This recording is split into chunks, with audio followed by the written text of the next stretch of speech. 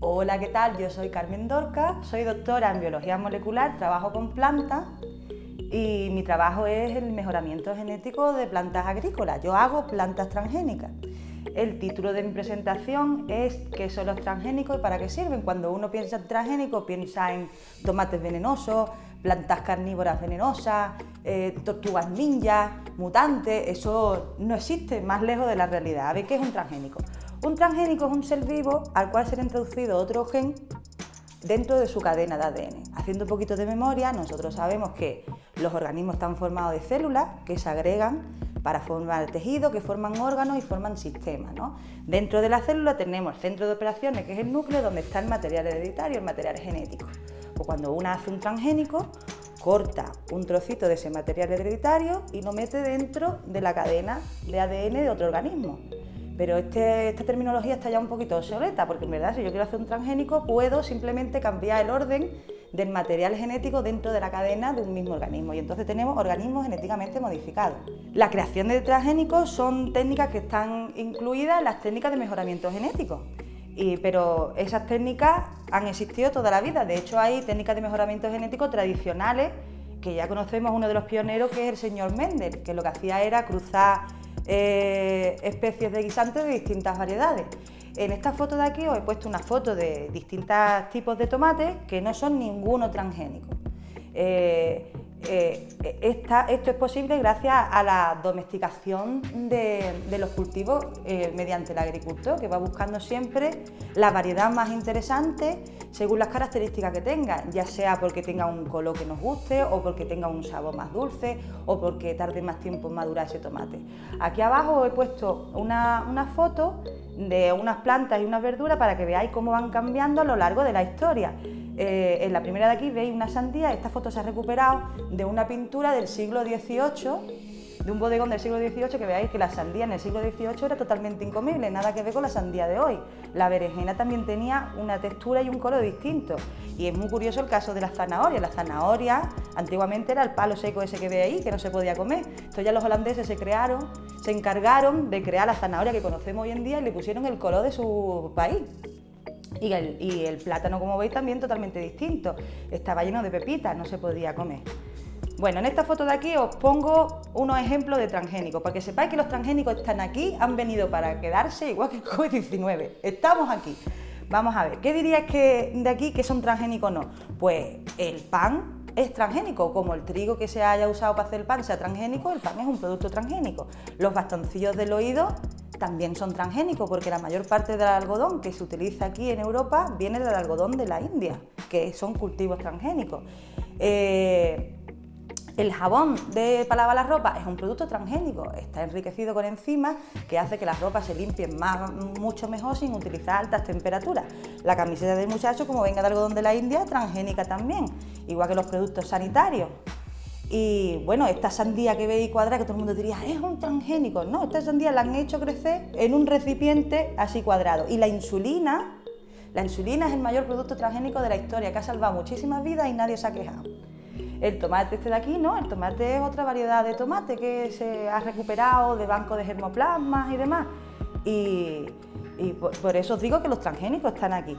Todo esto es posible gracias a la aplicación de la biotecnología a distintos campos. Por ejemplo, la biotecnología, la aplicación a la medicina ha dado lugar a un montón de áreas, como terapia génica, diagnóstico de enfermedades hereditarias como cáncer, el uso del ADN recombinante para la creación de insulina, vacunas recombinantes, medicina génica personalizada, medicina forense, identificación de individuos y lazos familiares por la famosa PCR, que es famosa ahora, pero lleva mucho tiempo la PCR dando vueltas.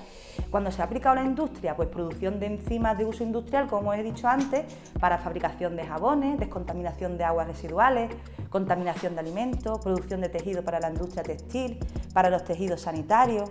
A la alimentación, cuando se ha aplicado la biotecnología de la alimentación, han dado lugar a muchos cultivos transgénicos, como el maíz y sus derivados, la soja y sus derivados, el algodón, la patata, la caña de azúcar, el arroz. Hay un arroz muy interesante que se llama el arroz dorado, que ha sido creado en Zúrich, y este arroz dorado lo que tiene es que tiene los precursores de los betacarotenos, que son unos componentes muy importantes para que previene, por ejemplo, la ceguera infantil. Y este arroz se está distribuyendo en países tercermundistas que tienen una tasa de ceguera infantil alucinante.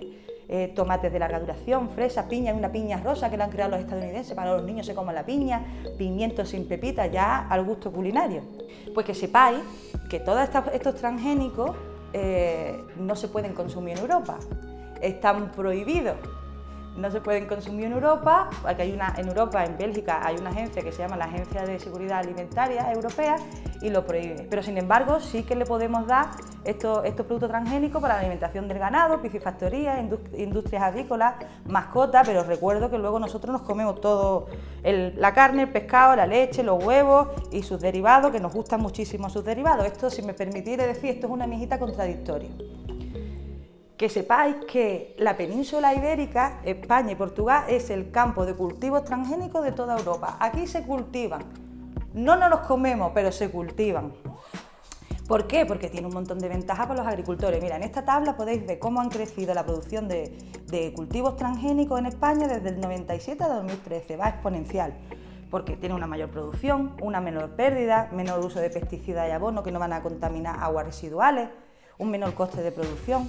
Os pongo un ejemplo. En los años 20 ya se creó un maíz que se llamaba el maíz BT, que lo creó Monsanto. Este maíz tiene una propiedad que es resistente al ataque de un patógeno, que son estos gusanitos que veis aquí, que son unos barrenadores de las mazorcas de maíz. Esto provocaba unas pérdidas devastadoras de las cosechas. Pues de forma transgénica se creó este maíz que resistía al ataque de estos patógenos y entonces se pudieron salvar estas cosechas, ¿no? En España desde el 96 se cultiva este maíz y actualmente hay 136.000 hectáreas cultivadas. Ahí lo dejo. Luego, otro ejemplo, las plantas que son tolerantes a los herbicidas. Sabéis que cuando tenéis vastas extensiones de campo, tenemos que eliminar otras plantas que están compitiendo con el cultivo de interés, porque compiten por el agua, por la luz, por el espacio. Pero normalmente esto es muy complicado de hacer, porque si nosotros vamos a rociar con un herbicida al campo, se va a morir también el cultivo de nuestro interés. Monsanto creó unas plantas que eran tolerantes a estos herbicidas, de tal forma que venía este señor agricultor, rociaba el campo entero con ese herbicida y las plantas de interés pues no se morían. Esto creó mucha controversia porque luego se vino a decir que este herbicida iban a contaminar aguas residuales. Monsanto creó unos herbicidas que con un principio activo más degradable, pero al final esto no salió bien y los herbicidas fueron prohibidos para el uso. Actualmente los transgénicos también se están haciendo según la demanda del consumidor para conseguir una alimentación más nutritiva y saludable. Por ejemplo, conocemos ahora mismo los celíacos, se están creando trigos que no tienen gluten, entonces los celíacos pueden comer ese pan y todos los derivados de ese trigo. También están los supertomates, los superfoods, ¿no? Que son ya plantas que codifican, por ejemplo, antocianinas, que las antocianinas tienen características antitumorales, antiinflamatorias, antidiabéticas, tienen un efecto antioxidante que previene el desarrollo de enfermedades cardiovasculares y el envejecimiento celular. Entonces nosotros en verdad esos transgénicos se están haciendo ahora mismo para tener una alimentación mucho más nutritiva y saludable.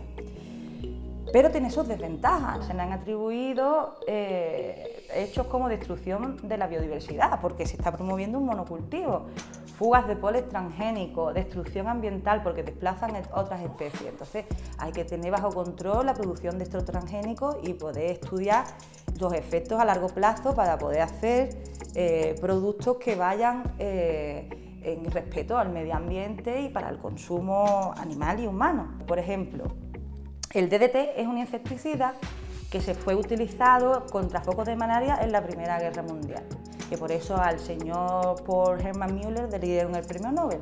Salvó un montón de vidas. Luego en los años 60 hubo un foco de malaria también en Sri Lanka y se pensó de utilizar el DDT, pero mientras tanto se hicieron estudios medioambientales sobre la aplicación del DDT y se descubrió que tenía unos efectos secundarios devastadores. Entonces se prohibió el uso del DDT, pero en consecuencia se murió mucha gente en Sri Lanka en esa época. Entonces el mensaje que quiero dar es que esto hay que hacerlo con cabeza.